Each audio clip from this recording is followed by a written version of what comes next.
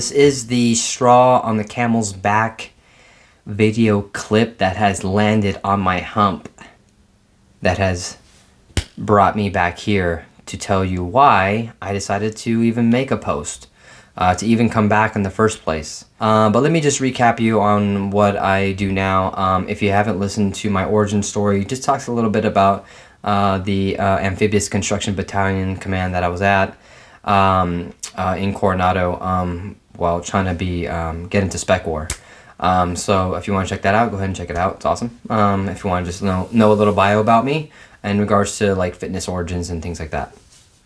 So I end up going to this customer's home because I do construction and he wants a patio quote. So I end up going to this person's home, okay? And I knock on his door and he's gesturing me as soon as he opens it very aggressively, you know? And by the way, this guy's house is just like, I mean, like top notch. I mean, gorgeous mansion, Roman columns. We're talking about like, you know, like 3 nice all cars black tube Porsches, like a Mercedes, just really nice stuff, you know, really nice stuff all over the place. And I don't over compliment, you know, I'm always very fairly complimentive towards things.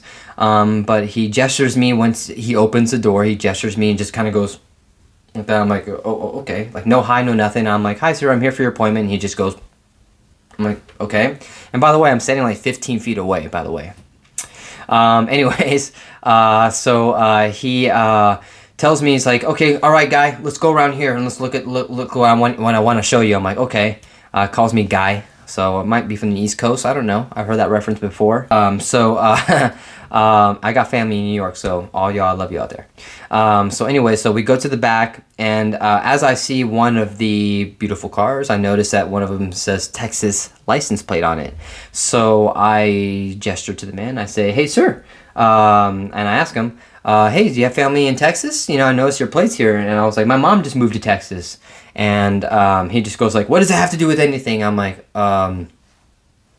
okay. I just kind of back off the whole thing. I'm like, okay, sorry I asked. He just seemed kind of aggressive. And obviously I knew from the moment he opened the door, I knew he was aggressive. And some customers are like that, and you gotta wait for their shield to come down. And I ain't no salesman. I'm just a guy who knows construction because of, you know, all the things I learned in the military, so I have a very respectful approach when it comes to talking to people. You ain't gotta be super salesy. You can be respectful and achieve a project that way, which is how I've been doing things. So he goes to the back and he shows me and he tells me, I want some, you know, 30 foot by 20 by 15 by 8 by another 10, and I want like this L-shaped carport, you know, like this giant carport that's like 696 to 700 and something square feet. He tells me before I can even literally finish drafting it on, you know, on Sketch, he tells me, and I want 2 posts, and I only want 2 posts, and I want them right over here, like in a straight line. I'm like, okay. I'm like, you want them here in this area here, but your post goes all the way that way. What's going to support it on that end? And keep in mind, folks, this is a detached patio. A detached patio is not attached to your home. And I'll reference what an attached patio is. When a patio is on your home, we mount it onto your home, whether it be on a fascia, the wall, or a roof bracket. And I'll reference a couple different ones I've done myself personally, because we're that good. Anyways, it's not attached. He assured to me that he doesn't want it attached because he called me an effing idiot. I mean, this guy really just called me an effing idiot straight to my face. We're about 3-4 minutes in the conversation, because remember, guys, he led me straight to the back, didn't want to have any cordial conversation with me at all as to, you know, like, hey, how you doing? You know, where you're from? Nothing like that.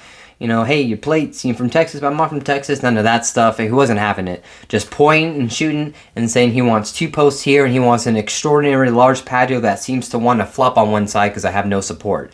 And I'm trying to explain that to him. And not only that, what's an eyesore is that he has a patio right there, like 30 feet away from us, right there, non-attached, right? Like what he's asking me to do, and it has 4 posts. So I'm telling him, I was like, sir, you have a patio right there with 4 posts and it's not attached. And then he just says, you effing idiot, you effing idiot. He's like, yeah. I'm like, oh my God. And I have my mask on, so I'm like, literally like this ain't helping. Like, you know, show me example. In my head, I'm telling myself that, and I'm about to tell him that. And he even uses the R word. He literally calls me, you effing artard, you know, like I'm like, wow. So I'm just kind of in awe, like, this guy has overly dyed hair, you know, like so brown, not like Trump color, golden brown, but like, or golden KFC color, whatever you want to call it, or brown colored. I mean, and it looks so like like it's in his skull, so it might be the sprayed stuff. I'm not sure. And like, it looks like he ironed his pants for 5 weeks straight, and he just put them on for the first time. And he's got like too many pens in his pocket, so I'm like, this guy's somewhat of a tacky person, tacky. So that's like the best insult I got for this guy. And he's called me basically every bad word you can imagine at this point. Probably besides the B word. And I probably would have said like, that would have been less harmful, I guess. But this guy was just going at it. He was just going at it, you know. So I asked him for one last thing. We're 5 minutes in now. And I ask him, I'm like, sir, do you have an example? And then that's when he drops the R word. He goes, you effing artard. I don't have time for this. You know, and he just flings his hand away like I can be invisible all of a sudden. But we have to walk back together for me to get back to my car and for him to walk back to his door. Genius, right? So he's walking back, you know, kind of like a power walker, right? You know, like on that Coronado Strand. But he's really power walking back to his house. But, you know, he's kind of a short guy that me just basically walking. I'm just kind of covering the same ground he is. So we're walking basically side by side, tandem with each other. And as we're walking back, I'm telling him, like, sir, I was like, you're not going to apologize for what you're saying? And I don't tell him I'm a veteran or anything like that. I don't open people, you know, when I meet people, I don't say, hey, yeah, I'm a veteran and try to establish status. I don't respect. I never do that. Never.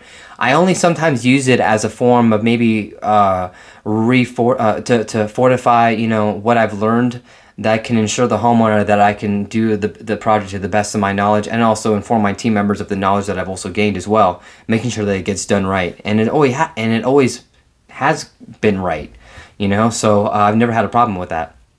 But this guy, as we're walking back, that's all I tell him. I'm like, hey, sir, you're not going to apologize for what you're saying? I'm surprised I even called him sir. That military mentality on me, it just always sticks with me. So I just can't help but say it, you know. And as we're walking off, I'm going to my car, going out the gate, and he's going to his house.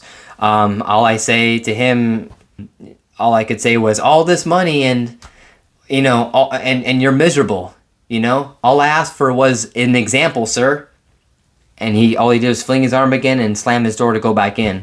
I only met that guy. I never met his wife, no kids.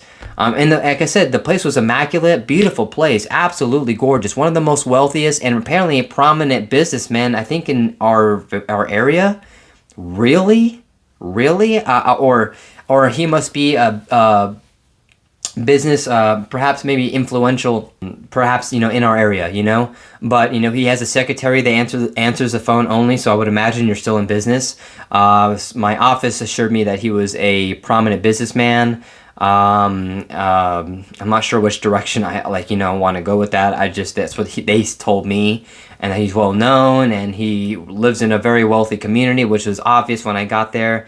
But to talk to somebody like that within 5 minutes of having a conversation, from opening the door and just showing me what you want to build, and me just saying, like, do you have an example, and you just, you know, using the F word like 3 or 4 times and calling me an idiot, a stupid, you know, a-hole, and an artard and all this stuff, and just going crazy with it. And literally, like, you know, did the dye in your hair literally seep into your brain and it affected you, and all of a sudden you became one of those creatures on Mars before they're infected, you know, like in Doom, that movie? You know, something like that. But I don't know what was in this guy, but he sure was crazy. But I won't even go as low as to show his address, show his location, nothing like that. I will not do it. Yeah, maybe I could use a scenario where I say, hey, I am a veteran. Maybe he would have changed his mind and said, I'm sorry. But I don't like that. I like for them seeing you as you are, you know?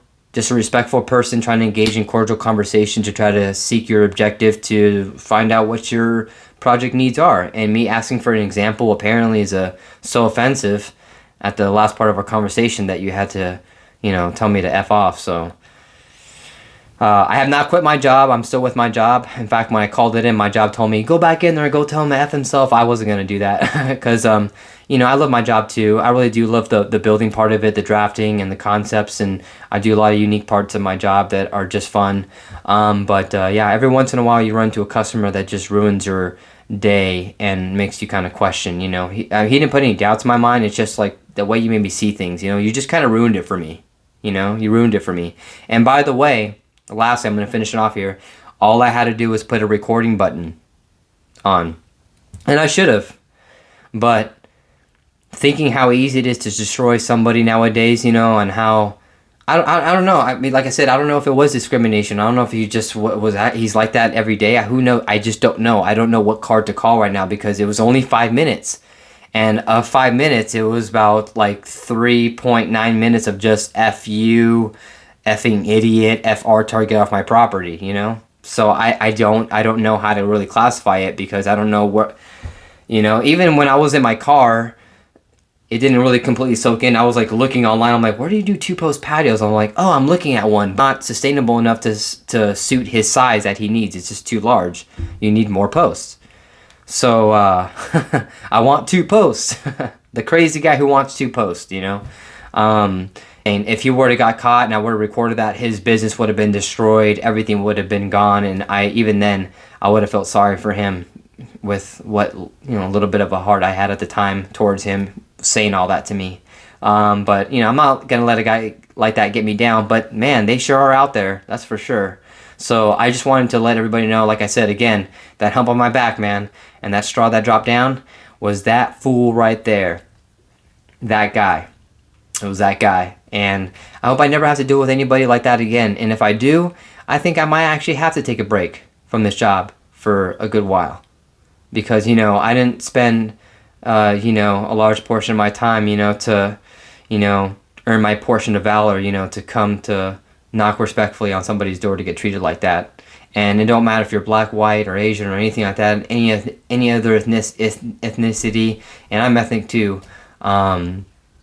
You know, my family mainly comes from Central America, so also a part of Europe as well, from what I'm told, but not sure yet. But to be talked to like that, come on, man. Like, seriously, that said, I'm finishing this with nobody deserves to be talked to like that when you're being fully respectful to them.